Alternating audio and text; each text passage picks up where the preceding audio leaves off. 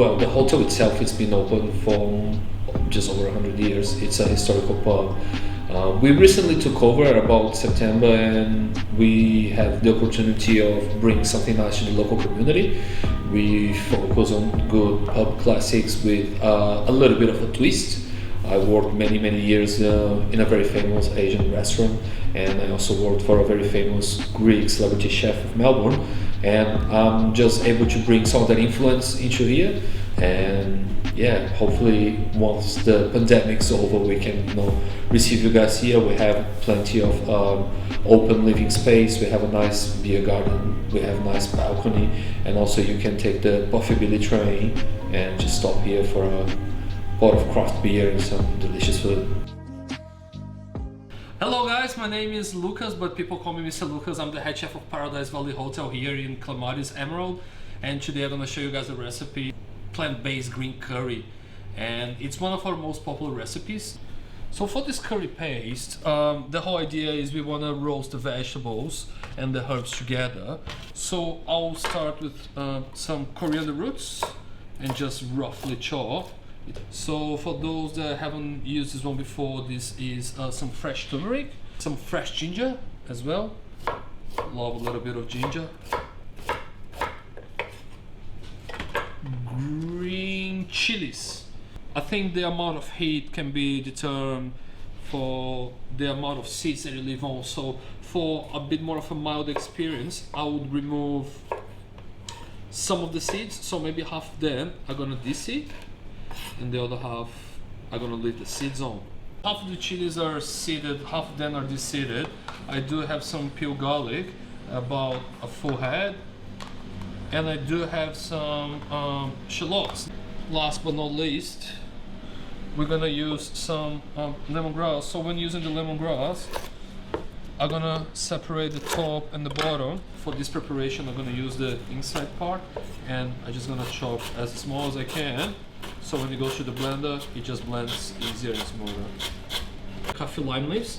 So I'm gonna separate about 8 good leaves, and I'm gonna leave some for when we start cooking the curry. So now that I have this beautiful tray, you can even see all these colors are like kind of beautiful the way it is now. Imagine when that's like roasted and slowly caramelized. A little bit of oil is just gonna help conduct the heat in the oven. And I'm gonna put that for about 20 minutes at 160 degrees, and we're gonna be back shortly. Right, so those 20 minutes are just gone, and here we have the result of the cooking. So we have the vegetables nicely roasted, some natural sweetness is coming through. It smells delicious already. So what we're gonna do is we're just gonna put all in the blender, and we're gonna make this our curry paste, and then we can start the cooking process. Okay, beautiful. So now we have the curry paste done.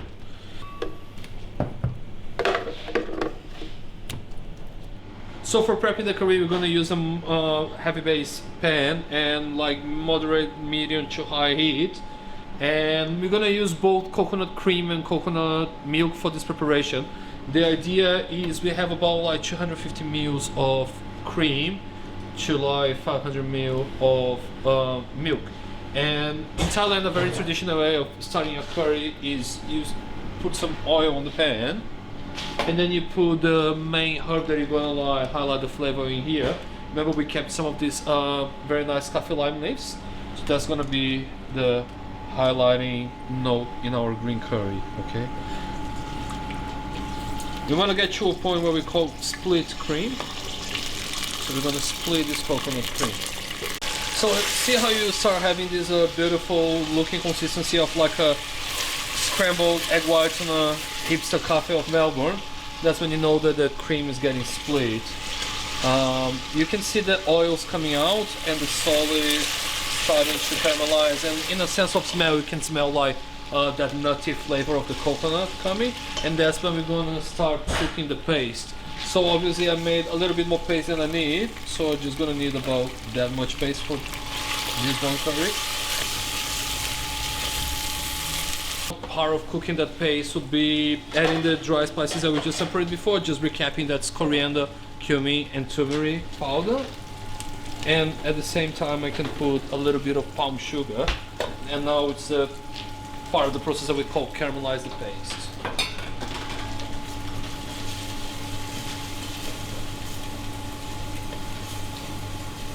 So now that the paste is all caramelized, we're just gonna add our coconut milk.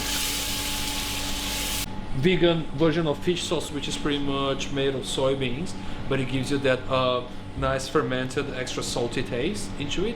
So it tastes like as similar as fish sauce as possible without harming any animals. And it's just like such a great dish to have on the menu to please the vegetarian crowd. Okay, so now our curry is like pretty much done, and now we just have like a little bit of raw vegetables here. We have some zucchini, some carrots, some cauliflower, and some Chinese broccoli, and we're just gonna like poach them on this curry sauce slowly. Okay, so we have some jasmine rice here to be served together with the curry, and the way we like to serve here at Paradise is we just get that nice curry into the bowl. And look at those wedges made just nice and moist.